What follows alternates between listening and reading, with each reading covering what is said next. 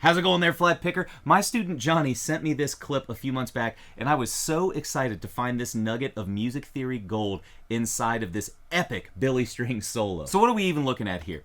This clip was pulled from Billy's set on October 29th, 2022 down in Asheville, North Carolina. He had this really epic Lord of the Rings themed Halloween show or series of shows that weekend. And this lick that we're examining here today can be found inside of his solo to Hide and Seek, the very last tune that he played on the first set of that show that night. So this lick is pretty crunchy, tense, and all around kind of crazy sounding, right?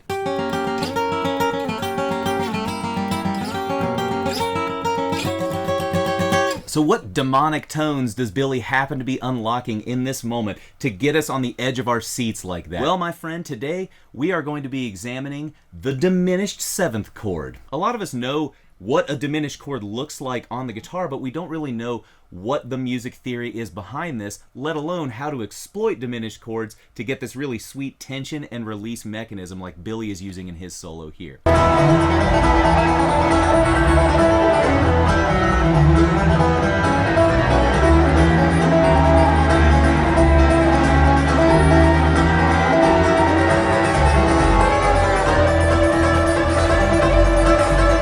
Alright, because I'm not a badass like Billy, I'm going to slow the recording down to about 85% and play along for the first few seconds just so we can get an idea of what's happening here.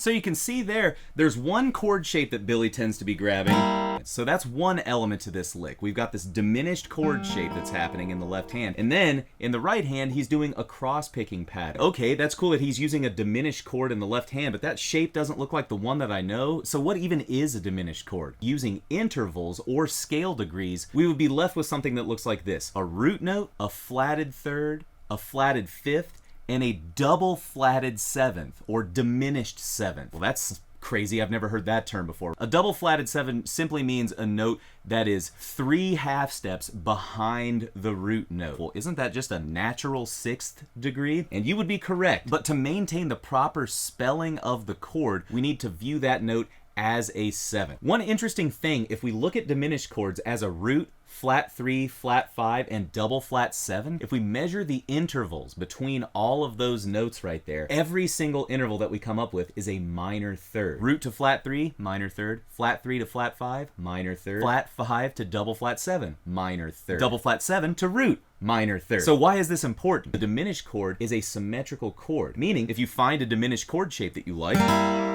you can just move it up a minor third, 1, 2, 3, and you've got the next inversion of that diminished chord. 1, 2, 3. Again, 1, 2, 3. So all of your diminished chord inversions, the ones that Billy uses in this video, are simply the same shape moved up in this minor third pattern. So if we were to take that formula and apply it to the E diminished chord that Billy is playing in this lick today, we would have an E, our flatted third, which is a G note, our flatted fifth, which is a B flat note, and then our double flat 7, which is going to be a D flat note. Now that we understand the mechanics of this diminished 7th chord, and I've completely confused you with all of this music theory, let's talk about how we can practically apply this lick to our own playing today. Since Billy decided to pair this lick with some cross-picking today, my mind immediately floated to the tune Beaumont Rag. One example that we can use on Beaumont Rag is this first snippet of Billy's diminished lick.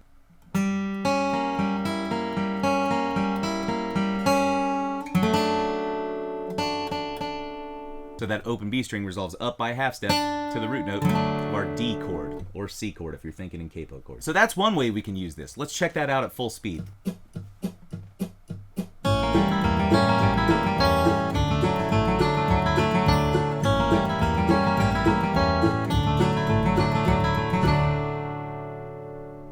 Because of that symmetrical relationship between the notes in a diminished chord, it's all stacked minor thirds, right? That means that the chord is symmetrical, meaning that you can move up, not changing the shape of your left hand, and you've got the next inversion of that diminished chord. That may be a little hard for you to understand theoretically, but just know that if you grab a diminished 7th chord, Move it up 4 frets, you've got the same diminished chord again in a new inversion. Let's check out this next example of how we can incorporate this Sweet Billy lick into Beaumont Rag. This one we're going to be shifting from our low position here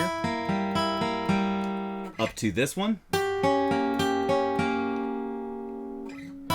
back, and then resolving.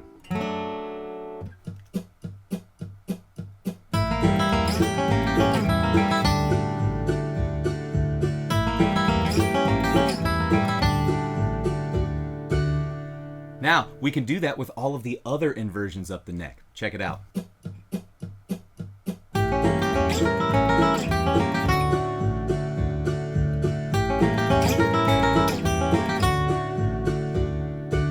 So you can see there, I got to exploit that half-step motion, resolving that note in our diminished 7th chord down to the 3rd of our 1 chord. Now the next pattern that we're going to use will resolve to the 5th. Let's check that one out.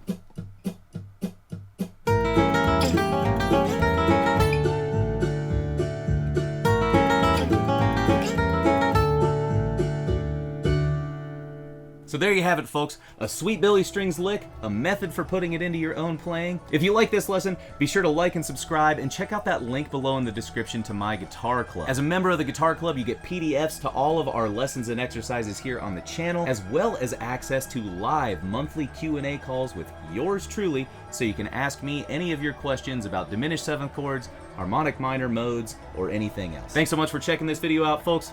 We'll catch you in the next one.